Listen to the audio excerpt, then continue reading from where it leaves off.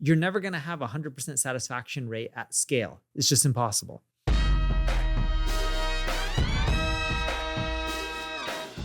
So I met someone there. He stopped me before I went on stage to speak. And he said, Neil, I'm really disappointed with your agency. And I'm like, who are you working with? What team? What department? Because we got like 1,000 he's plus, a client. 1,000 plus people, or he was a past client, right? So I was just like, all right. And we typically do enterprise work. He was in this new program called Level Up. I don't know how much it was. Call it $1,000 a month, where we just help out startups, just get things off the ground.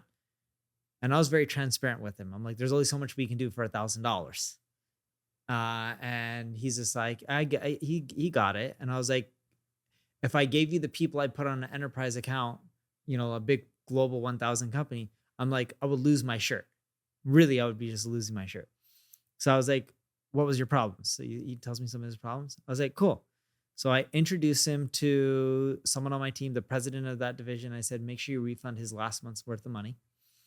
And then on stage, right before I went on stage, I said, when are you free next week for a call? He's like, with who? I'm like, me. He's just like, what are we going to do? I'm like, you're going to give me your website URL. I'm going to get on the phone with you for 30 minutes an hour. I'm going to break down everything I would change to grow your revenue. So then I was on stage and people were talking about marketing and stuff. And I was giving an example because they're mainly entrepreneurs. No, I was just speaking. But I was giving an example during my speech in marketing that not everything goes the way you want. And in business, because most of these people are entrepreneurs, you got to adapt and you got to take your licks and you got to improve based on data. Because on one of my slides, I was talking about reviews. And this was an example of like a real life review. Now, no one in the audience knew that he gave me this feedback other than Steve. Steve may have felt bad. I didn't care. I was happy that he brought this to my attention. And I use him as examples on stage. I'm like, look, reviews are important. I'm like, I was talking to this guy named Charles. Charles is the one who gave me the complaint. I'm getting on the phone with him for an hour next week. And I'm like, how much did you pay Charles? I'm like, around $1,000. And he's like, yeah. And I was like, guys, do you think it's worth my time to go on the phone with Charles for an hour to break down everything he needs to do to grow his business? He wasn't happy with my company. And I'm like, we have some amazing people who are extremely satisfied. You're never going to have 100% satisfaction rate at scale. It's just impossible. And what he ended up telling me, he was happy at the end that I'm doing this. People are like, no, it's not worth my time. And I said, it is worth my time. The reason it's worth my time is, one, Charles is now much more likely to evangelize my company. 2, I'm righting a wrong.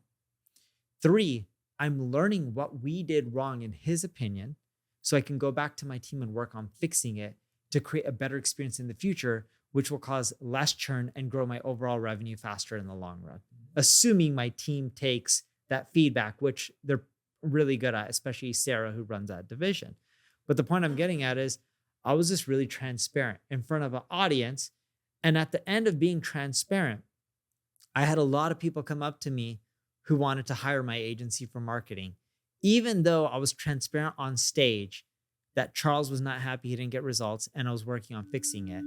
If you're in B2B, here's the deal. LinkedIn account-based marketing sucks, but it doesn't have to. With Carrot, it allows you to create personalized ads towards your customers and also personalized landing pages that align with the ads, so you're gonna have higher conversions, and influence pipeline reporting to prove that your ABM works. So if you wanna learn more, just go to carrot.ai and you can join the waitlist. Again, it's carrot, KARROT.ai, and we'll see you on the other side. And just people didn't care. People like stories too. It's like us talking about this now might lead to more leads as well, right? Yeah. But the problem is there might be an expectation now where if they aren't happy, they get a 1-hour call with you.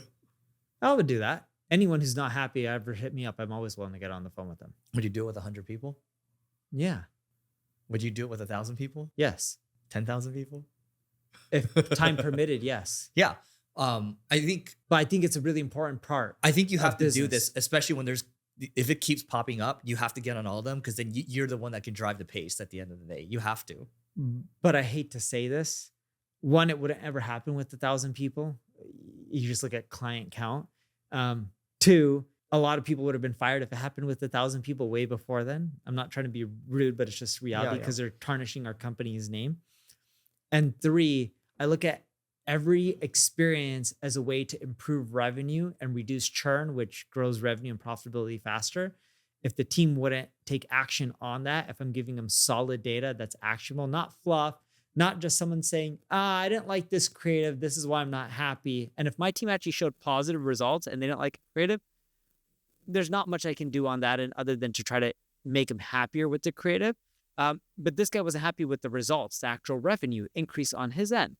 So I was like, all right, sounds good. I don't think he was in the program long. And at $1,000, there's only so much we can do from a consulting standpoint, because it's hard. The costs are high. But for me, the way I look at it as every interaction helps me make my product better, which is how you build a big company. Yeah. And you can't build a product or a service in a vacuum. At the end of the day, this is interesting because I talked to someone on my team. He likes to build products in a vacuum, right? Sometimes, and he's not used to talking to customers as much. Same thing with his last start. He's just not used to talking to customers that much. Like, we have to talk to customers a lot more. And we have to, not only that, we have to be using our products and services ourselves. And not only that, it's talking to customers, but it's also talking to prospects too, and understanding what their problems are, because that's what business is at the end of the day. It's just solving problems. So let me reframe the question. Would you rather talk to an upset customer or a happy customer? I don't learn anything from happy customers. Bingo. And I knew you were going to say that. And he's spot on. If you talk to happy customers, and I still think someone on your team should, I don't think it's a good use of your time, but someone on your team should, because if they can figure out what are the commonalities and they can push that messaging forward with your marketing, maybe you'll get more conversions on the front end. But the bigger thing is, by talking to all the upset customers, you now know what to fix and improve. By talking to the happy customers, it doesn't tell you what you should change in the business. Have you seen that show on Netflix called American Factory? No. Okay. So this is where a Chinese company buys an American factory in the Midwest. And there's a breaking point where the Chinese people are basically on one side, and then there's the American people, right? And the Chinese HR was talking to the Chinese people, was like, wait, go back. I'm confused. When you say Chinese on one side, American on the other, are you talking about in the US factory or in the China factory? I think they're in the US factory collaborating now. So this is a story that was told to me, right? So basically the Chinese HR talking to the Chinese people, you have to watch when you work with Americans. They really need compliments, right? Now, if you're Chinese and like I'm Taiwanese, right? So whatever, right? We're wired to take criticism. You're wired, like if you're Asian, you're wired to take a lot of heat. You're just never quite good enough when you're growing up, right? And so my point of saying this is I learned a lot more from criticism. And my coach, told me this. He's like, yeah, you've done something sick with your mind. You disregard compliments and you take criticism as compliments, right? And so I think I'm not saying you should be like me, guys, but I'm saying if you can learn to seek out more criticism, you're going to grow. Because even Bill Gates himself, love him or hate him, has said that success is a lousy teacher. And it is. I don't learn much from successes. Yeah, I don't either. Yeah. And when I read like a biography, for example, I want to know the tough things that they went through, the tough experiences. So then I can know maybe how I might want to adjust when that happens to me. One of the best lessons I learned from Elon years and years ago, not in person, but he just talked about this in an interview or somewhere online, was he reads a lot of biographies. And when he was asked by the interviewer why, he said, I like reading biographies of some of these successful people because I can learn from all their failures and mistakes and avoid making those same mistakes and for himself, right? And because if you look at technology, it's changed over time, but business strategy and concepts and principles, they've actually stayed very similar. Human psychology doesn't really change. Yes. Yeah. So learning over time from like the Rockefellers and people like that, it can help you figure out what mistakes to avoid going forward in the future. Have you listened to the Founders podcast? No. That's the one that's worth listening to, because all he does is he reads biographies and he deconstructs it into like a 30 to 40 minute podcast. And he's done like 1,300 of these so far. And he'll deconstruct like Sony, Microsoft, Walmart, the freaking Raising Cane's, which is like multi-billion-dollar company. Yeah, who does it? It's David Senra. This guy lives in Miami, and he's like, it's great because you can get it really quickly. He did a Michael Dell podcast, but the thing that's common with all of these people is they were maniacally focused and they did it for a very long time. And that actually brings me to my next topic over here. I think we should kind of go back and forth here. These are the first principles of building a generational business, or the building blocks. People like to say first principles. That gets a little confusing to me. I just like to say the building blocks, right? Anyway, that's it for today, guys. We'll see you tomorrow.